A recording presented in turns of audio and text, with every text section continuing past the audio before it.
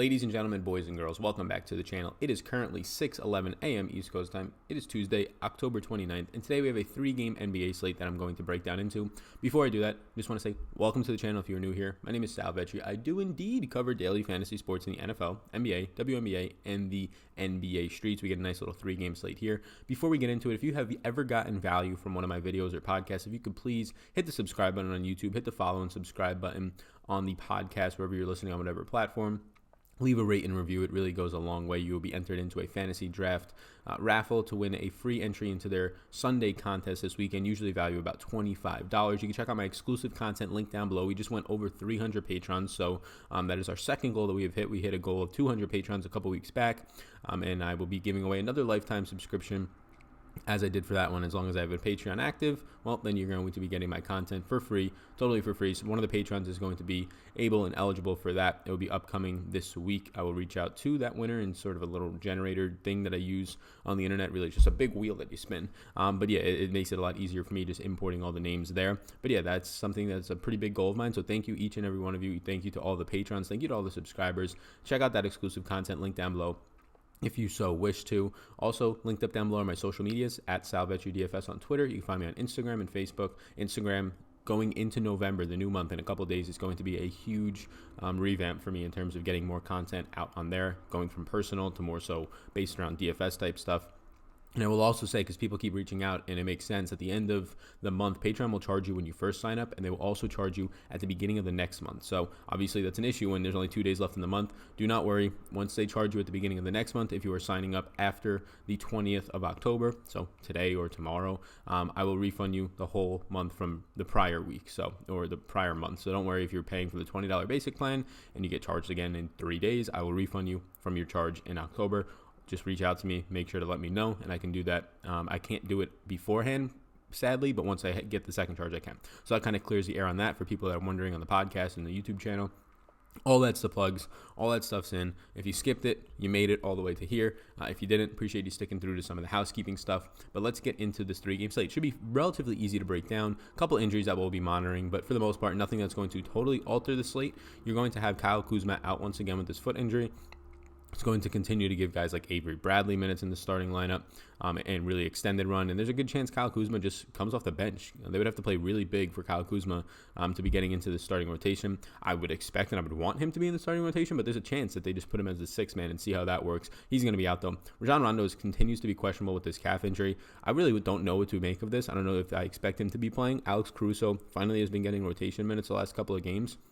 Even if Rondo comes back, though, he's cheap at $4,300 surely, but like his spot in this rotation might be 20 minutes. Like if that, this is not really a spot that they want to use Rajon Rondo. Like the reason he's there, to be honest and to be perfectly blunt, is because Anthony Davis is there and they have ties when they were back with the Pelicans together, playing together. So there's a really kind of rift between Rajon Rondo and this entire team in terms of putting him on the court. I mean, he's just such a huge defensive liability out there. Kyle Anderson is going to be questionable today. Kyle Anderson sort of through 3 games, a little bit revamped, 3,700. If he plays, there's some interest, but not a ton. If he's out, it just adds to the possible minutes of a guy like Jake Crowder. Solomon Hill, who finally played last game after being a coach's DNP the first 2 games. It's really rough to recommend playing him because he can go right back to being a DNP. And then Bruno, if you all remember Bruno from last year, the man who will play 28 minutes and score 0 points for you. So don't recommend playing Bruno if indeed Kyle Anderson is out. Even if Bruno starts, I think he's the flat min, which will get a lot of people excited, but man, that guy's just awful. Maybe he took another step forward. We'll see. John Moran is probable after playing his best game that went into overtime against the Nets, scored 50 Draftkings points. I love this kid. I said if they just give this kid more minutes instead of holding him at 24 and 28 minutes, he's going to shine. $7,100 is still too cheap for John Moran. Love this kid. He's very unique in his skill set, very Russell Westbrook-esque. And look, he's not going to be that type of player right away, or at least odds are he's not. But at $7,100, you can be damn sure he's still underpriced if he is anywhere near the skill set of like Trae Young was last year's rookie. And I know Trae Young was very good offensively, not defensively at all, but very good offensively. But John Morant has that kind of capability, and just the way that he kind of, especially in transition, can move like Russell Westbrook. $7,100 for a guy who can score like 8 fantasy points in a matter of like 2 possessions, and can do it probably somewhat consistently relative to the rest of the NBA, is too cheap. He's probable today. Dwight Powell is questionable. He practiced in full on Monday, so we might finally get Dwight Powell back, who's been dealing with this ankle injury. That might push Maxi Kleber to the bench. We'll see how they kind of want to work this thing. If Dwight Powell comes back and is fully healthy, maybe they just insert him right back into the starting lineup. Kristoff at the 4. You go from there. Kleber off the bench kind of ruins Kleber's value if he even had any right now. Has not been playing all that great. Really, this team is just getting crushed by Luka's high usage, pretty much averaging a triple-double through 3 games so far, just missing out in Game 1 and last game, Game 3, on triple-doubles by like 1 stat, 1 rebound, and 1 assist. He's been balling out. Kristaps had his best game of the season, and he looked exactly like himself. 34 minutes in that last game for Kristaps. So this kind of arbitrary minutes limit of maybe 30 that was in place for Kristaps got thrown out the window when it was crunch time and you needed the clutch players on the court. Kristaps' usage has also been high. These are 2 players that are just going to crush anybody. So even if Dwight Powell comes back, 5,500 is surely cheap for what this guy's skill set and potential minutes can be. But it's just so hard, similar to the Houston team when Russell Westbrook and Harden, that's a much greater extent, are out there. When you have these 2 all-stars that are going to suck up all the usage, it really makes it hard for other players to hit their value. Dion Waiters is doubtful, so some weird stuff going on with Dion Waiters here. He returned from suspension on Monday, yesterday, if you're watching this today, which you should be on Tuesday. But he's doubtful and expected to miss this game as well. He came off suspension on Monday, but not likely to play. There's just like some murmurs of him just being a head case. I don't know. We'll see what happens, but it doesn't seem like he's going to play. This probably helps Tyler Hero and Kendrick Nunn the most. It probably keeps Kendrick Nunn in the starting lineup. I think that it would have been Dion Waiters in the starting lineup. Now, Nunn's been fantastic, so maybe they just keep starting him anyways. This rookie has honestly been one of the best 3 rookies in the league. I think RJ Barrett has been fantastic. I think Kendrick Nunn's been fantastic. And then there's some guys to a lesser extent. If John Morant continues to do what he did in that last game, he'll be fantastic. So this is a spot where I think Kendrick Nunn, with Dion Waiters out, continues to stay in the starting lineup, and he's definitely going to be viable today. Tyler Hero, with the Jimmy Butler going to be back, he's probably going to get bumped to the bench. Derrick Jones Jr., $3,900, is out with a groin injury. Duncan Robinson was the biggest beneficiary. Look, these guys who are going to fill in for him. Duncan Robinson, Myers Leonard, who continues to start and then just play like 15 minutes and be terrible. Kelly Olynyk, who played limited minutes. I believe he got injured in that last game and had to come out. He's probable today.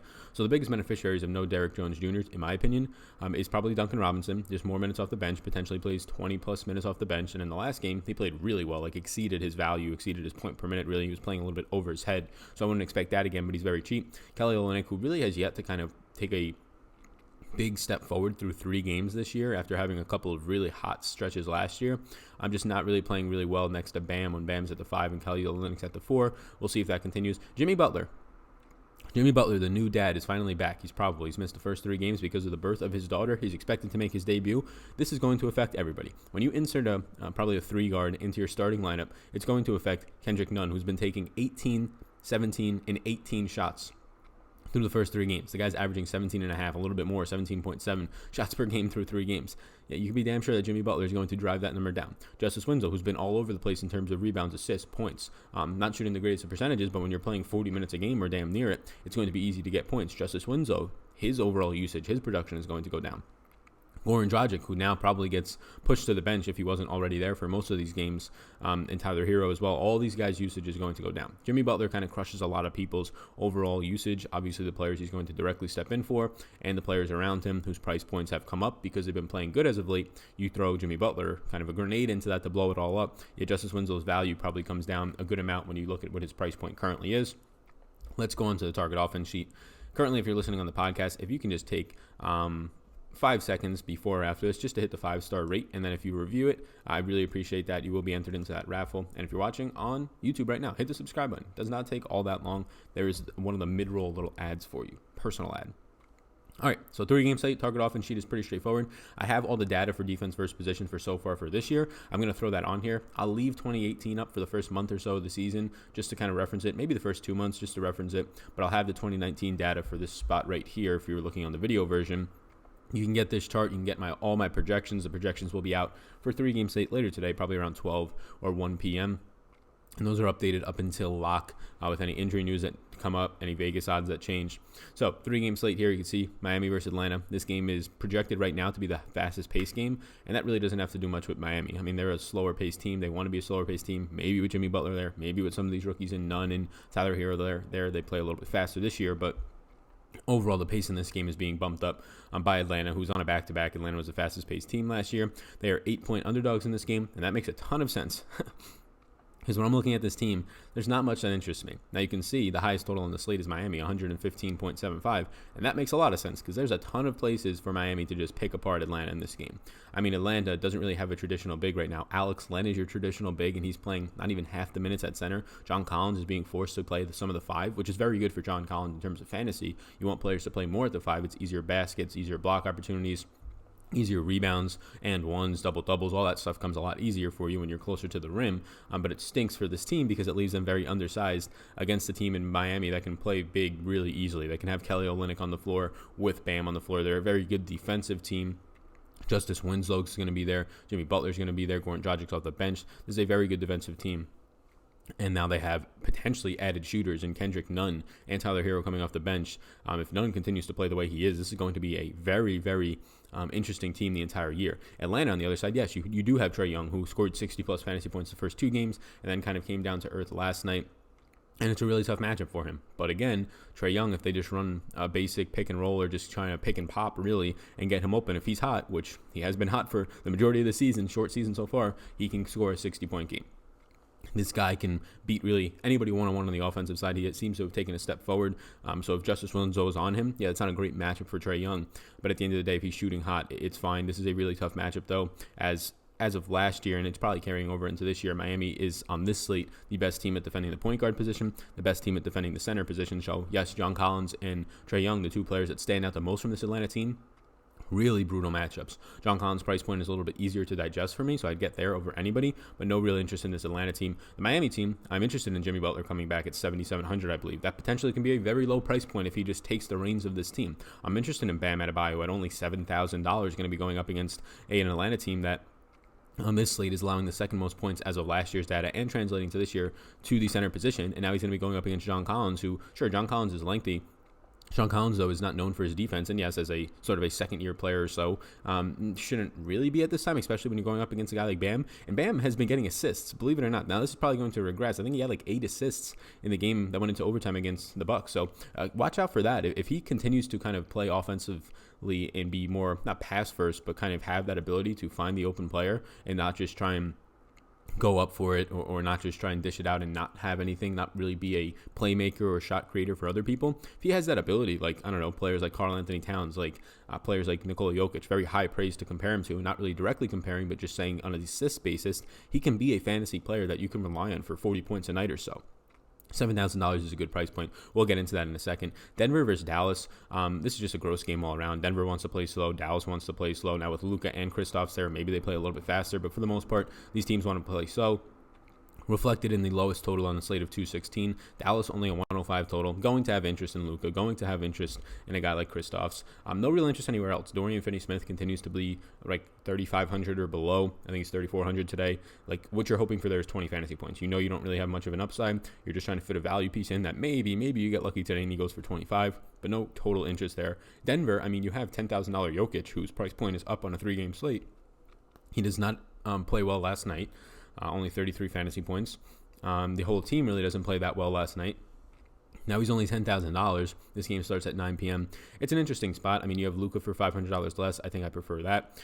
You have other guys for way cheaper. Jimmy Butler is $2,300 less than Jokic, as he probably should be, because Jokic is just the best offensive center in the league and can go for 60 more times than Jimmy Butler can. But when we're talking about just trying to fit into a lineup tonight, I think I might prefer Luka over Jokic in a game that really doesn't look that great overall. It might be a bad spot for both of these players, but if you're talking about pay-up options, I usually prefer centers, but I think there's a couple of other centers on this spot that you can go to, like Bam that we talked about. That being said, Jokic is going to be in a player pool of mine. Just might not be as much of a priority, but we'll see once I start doing projections, and also start building lineups.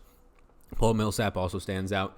He started the season off with a good game. Last couple of games have not been great, but he's still getting the minutes around 25 plus. If you can get Paul Millsap closer to his 30 minutes, he's probably going to be hitting value at the $5,400 price tag that I believe he is at. Jamal Murray's price tag is up $6,600. It's still reasonable to get to, but I think you're paying for more so of a closer to, not a ceiling game, but a projection or a little bit higher than his projection type of a game. I usually like targeting Jamal Murray when he's hovering around the $6,300 range, which I'm sure if he has one bad game, he'll be right back down to that.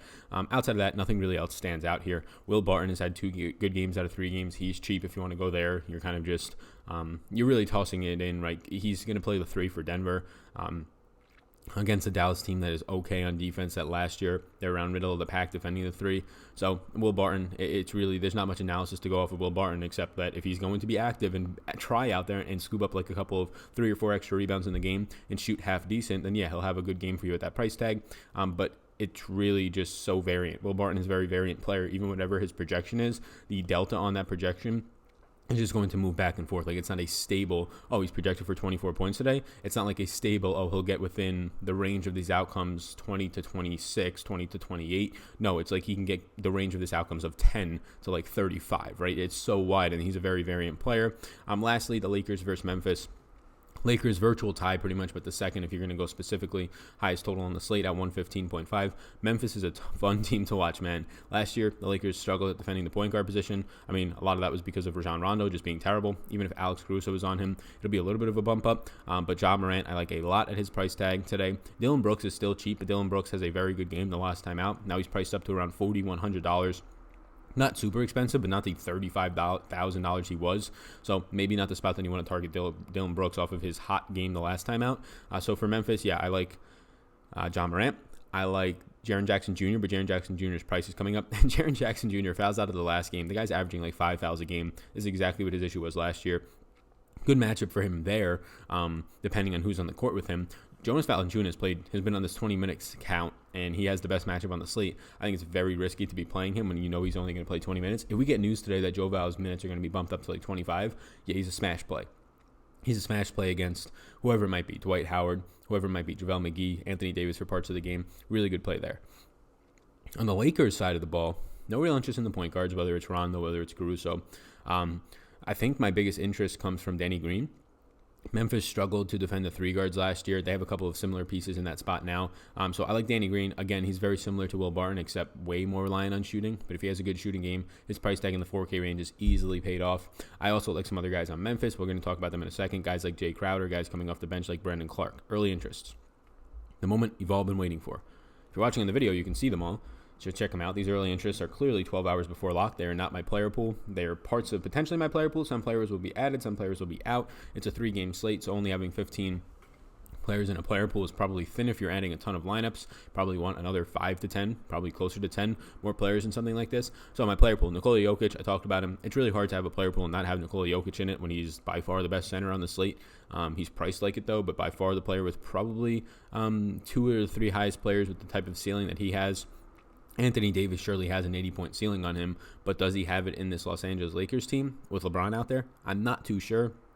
So with that type of ceiling on a 3-game slate, it's hard to ignore Jokic. I do like LeBron James right now over Anthony Davis. This Memphis team is going to play really good defense. Jaren Jackson Jr. plus Joe Val. Joe Val limited minutes. Jaren Jackson Jr. foul trouble. Anthony Davis obviously sort of matchup proof, but I'd rather just save some money and get to LeBron James here at 9,700.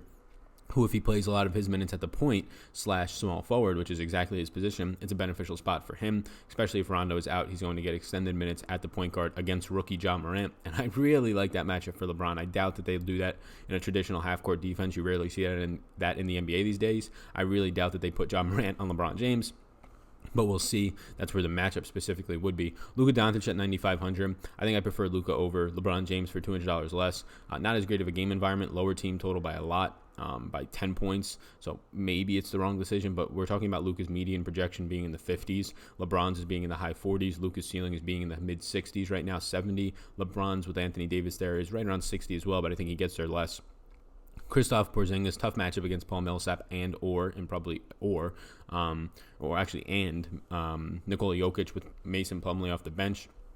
Really tough matchup coming off of his best game, but nice to see him play 34 minutes. Now, do they reel it back a little bit and say, okay, we don't want to make you play 34 minutes in back-to-back games? I think they would. So $8,200, I think he's going to project out as a good value. We'll see once those projections release on Patreon later today.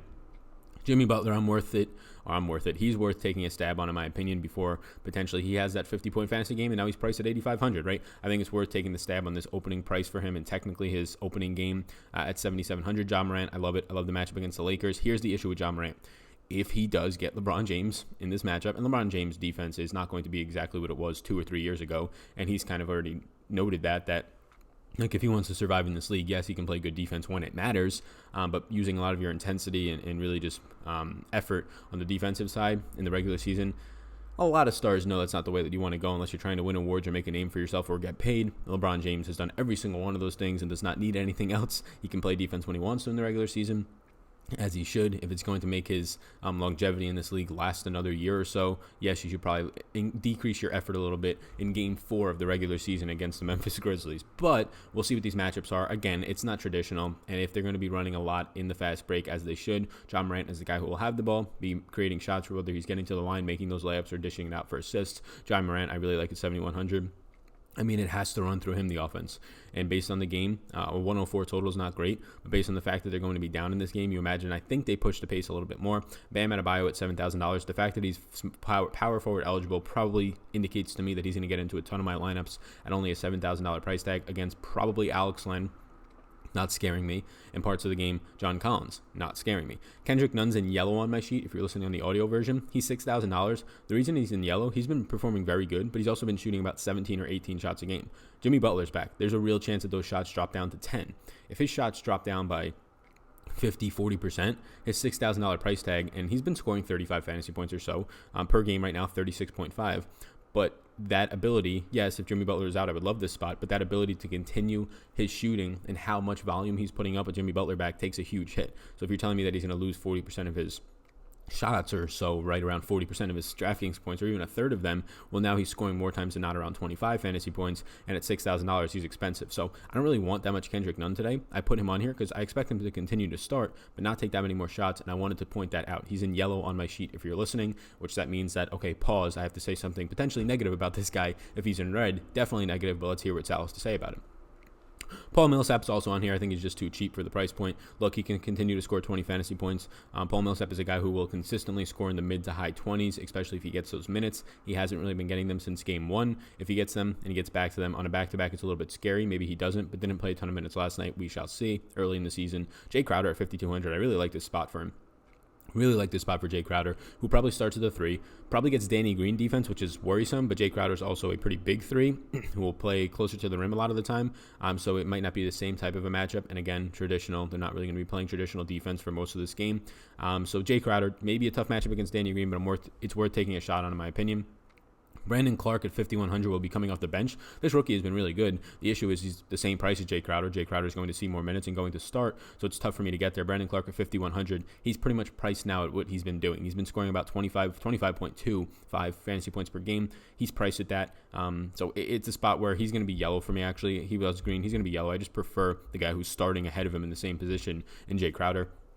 Danny Green's in yellow, and the main thing I want to say here is I like him at 4,400. You just have to rely on shooting. If Danny Green goes out and has a 15 to 20 point game, there's a really good chance at 4,400 he gets you there. He picks up a couple of rebounds, maybe he has a steal, whatever it might be. He finishes with 25 fantasy points. Danny Green obviously had a huge game 1, has not been that great the past couple of games. They need Danny Green to win games. I think that they try and get him going after 2 bad games. $4,400 is a fair price point for a guy who surely won't have the greatest usage rate ever wherever he is, because he's a really good defender, so he stays in the court, and then he's, for the most part, he's like a spot-up shooter.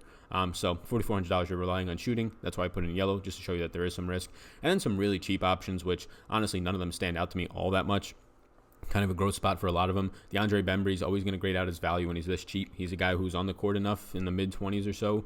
Last year averaged 23.5 minutes per game. He's on the court enough to just get you around 20 fantasy points. Not that much of an upside. If he has a great shooting night, he shoots 80%, 90% from the field, right? Maybe even 70%, maybe get you to 25. So $3,500, he's a value as of right now. We'll see if anything opens up with injuries. Dorian Finney-Smith is a value. He's a big, not a guard. A guy like Bembry is, usually plays the 2 or the 3. Finney-Smith usually plays the 3 or the 4. So $3,400, again, similar to Bembry, played about 24 minutes a game last year. Was not that great, has even less usage with Kristaps out there. It will be even less, but the idea here is that he's on the court when those guys aren't, potentially can pick up some rebounds and a couple of baskets. And again, this is just your built-in value on the slate with no injuries. Duncan Robinson is a value with potential upside because of an injury. No Derrick Jones Jr., Kelly Olynyk's battling some injuries. I expect Duncan Robinson to play right around the 3 in some of his minutes, and I think if he plays similar minutes as he did last time, terrible point per minute producer in his career, like very bad. Like DeAndre Bembry, much better. Dorian Finney-Smith, a little bit better. But Duncan Robinson seems to, at least in the last game and so far through 3 games in limited minutes this season, look a little bit more comfortable. Not a spot that I want to chase the points from last game, though. So, yes, he's 3,200. Yes, he might grade out as good value. Out of all these guys below 4K, DeAndre Bembry stands out the most because I think he actually has a legitimate, like, 28 to 30-point ceiling with a floor around 16, whereas Dorian Finney-Smith's floor might be 8 fantasy points. Duncan Robinson's might be, like, 6. So, that's where I go right there. But, again, this is all going to change. We're 12 hours until lock, 12 and a half. Lots of things might change based on injury. It's only a 3-game slate, so I don't expect too much to change. I'll put this back to the injury dashboard here. And then I will close it out. So appreciate you tuning in. Hopefully this video helps. Small 3-game slate. It probably went a little bit longer than it needed to, but wanted to make sure I covered it in depth since there's only 3 games. If you're interested in the projections, you can sign up today. I'll refund your charge from October once you get hit in November in like 2 days on Patreon. Appreciate you tuning into this video. My name is Sal Vetri. You can hit the subscribe button to help me out. If you're listening on the audio version, take a couple seconds, whatever platform you're on. Hit that follow button. You can leave a review on iTunes. I believe you can leave one on Stitcher, on a lap, or on a desktop version. Check it out. See if you can leave a review. I really appreciate that. 5-star review, just something nice about what you enjoyed about this episode, and leave your fantasy draft handle. If you're watching and you want to get in on that on the YouTube channel, linked up down below in the description is the podcast page. It's on Audio Boom. You click that, and then all the things will pop up. iTunes, if you have an Apple iPod or iPhone. Where am I in 2008? And you can just leave a review. Helps me out. Check out the description for all my social medias. My name's Sal. You already know that. Projections will be out around noon or 1 p.m. today. Peace out, gang. Thanks for tuning in, and I hope you enjoyed that video. Above my head, if you're not already subscribed to this channel, I do ask you if you can please hit that subscribe button. It helps me out a good amount to reach more people. You can also follow me on Twitter. That's over there. Right in the corner is my @SalVetriDFS Twitter. And then above, you'll find my Patreon link. You can click on that if you want more exclusive content for me. Or a video is going to pop up, so why don't you check that one out as well. I think it's going to be beneficial for you. Thank you so much again for tuning in, and I hope you have a fantastic rest of your day.